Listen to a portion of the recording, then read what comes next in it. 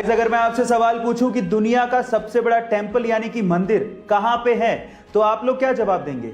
May be आप में से कई लोग इंडिया के बारे में सोच रहे होंगे, लेकिन एक्चुअली दुनिया का सबसे बड़ा मंदिर इंडिया में नहीं है, वो है कंबोडिया में, जिसका नाम है अंगकोर वाट।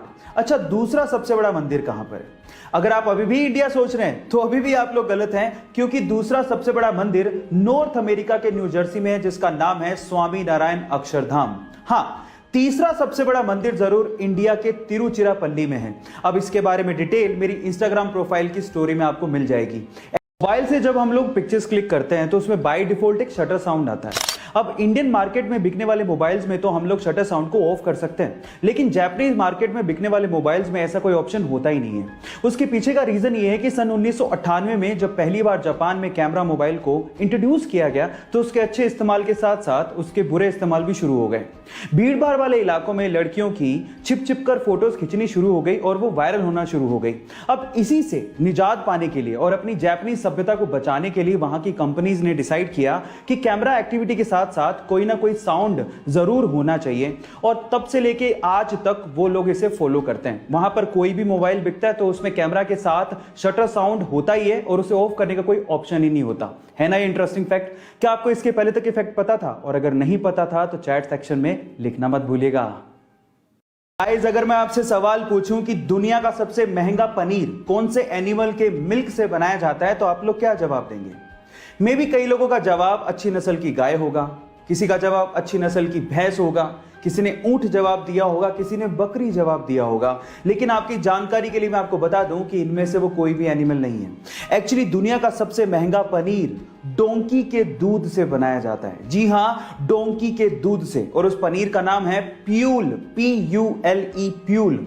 और डोंकी के दूध से बना हुआ प्यूल पनीर $600 पर केजी जितना महंगा है, यानी कि लगभग 42,000 रुपए पर केजी।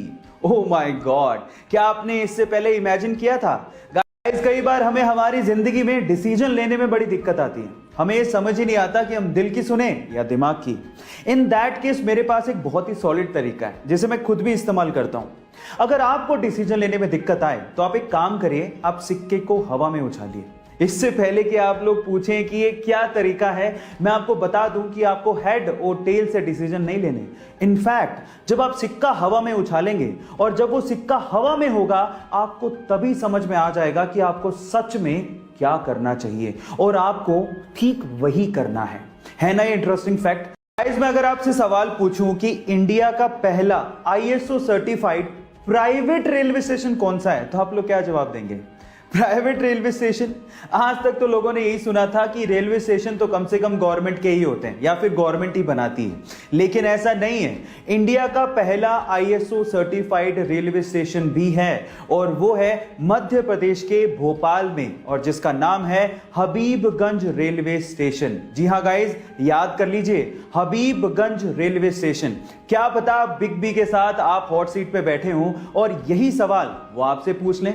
देश के लिए खेलने का या देश के लिए काम करने का मौका हर किसी को नहीं मिलता, और जिसको मिलता है वो बहुत ही किस्मत वाला होता है। और मौका मिलने के बाद इसे कैसे शिद्दत से निभाया जाता है, ये आप महेंद्र सिंह धोनी से भी सीख सकते हैं।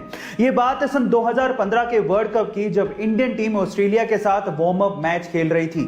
अचानक से ही महेंद्र सिंह धोनी को पता लगता है कि उनके घर पे एक बेटी का जन्म हुआ है। किसी पत्रकार ने महेंद्र सिंह धोनी से पूछा कि क्या आप अभी भारत नहीं जाना चाहेंगे? तो महेंद्र सिंह धोनी का जवाब सुन के आपको गर्व महसूस होगा। उन्होंने कहा कि अभी मैं अपने देश का नेतृत्व कर रहा हूं, अपने देश की सेवा में हूं, बाकी चीजें इंतजार कर सकती हैं। गाइस, है ना ये इंटरेस्टिंग बात? महेंद्र सिंह धोनी के इस जवाब के लिए एक लाइक तो बनता है। ऐसे इंटरेस्टिंग फैक्ट देखने के लिए YouTube पे हमारे चैनल को सब्सक्राइब कर लीजिए और Instagram पे मुझे फॉलो करना मत भूलिए। मिलते हैं अगली वीडियो में।